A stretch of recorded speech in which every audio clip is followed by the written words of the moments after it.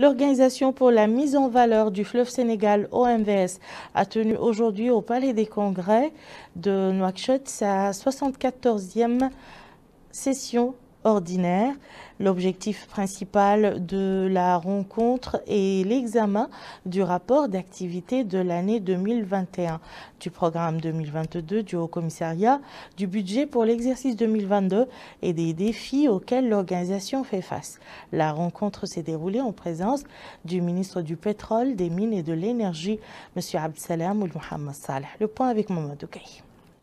Les ministres de l'espace OMVS ont examiné au cours de son 14e session ordinaire les rapports d'activité de l'organisation pour l'année 2021 et du programme 2022 du Haut-Commissariat, du budget pour l'exercice 2022 et les défis auxquels cette institution fait face.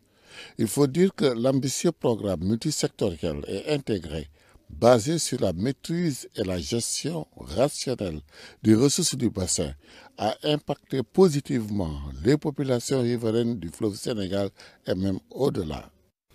L'OMVS est aujourd'hui un acteur majeur du développement socio-économique sous-région et dans chacun de nos pays. En Mauritanie, comme dans les autres pays membres, l'OMVS est en effet présente dans les secteurs clés de l'économie, qu'il s'agisse de l'agriculture irriguée, de l'eau potable ou de l'énergie. Aujourd'hui, des villes entières, Nouakchott, Rosso, Sélibabi, sont alimentées grâce à l'eau potable tirée du fleuve.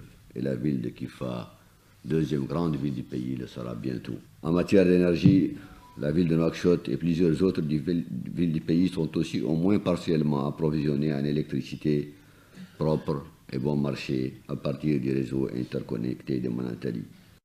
Le président en exercice du Conseil des ministres de l'OMVS s'est également félicité des avancées notoires menées par l'organisation et a demandé que cette démarche soit inscrite dans une nouvelle vision 2050.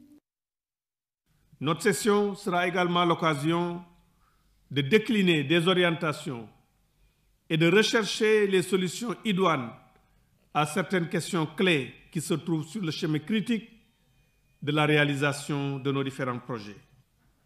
En 2021, la contribution de l'OMVS à la sécurité alimentaire de nos États s'est renforcée avec le projet de gestion intégrée des ressources en eau, dont la mise en œuvre des activités hydro-agricoles est déléguée aux structures nationales en charge de l'agriculture irriguée à travers des contrats annuels de performance.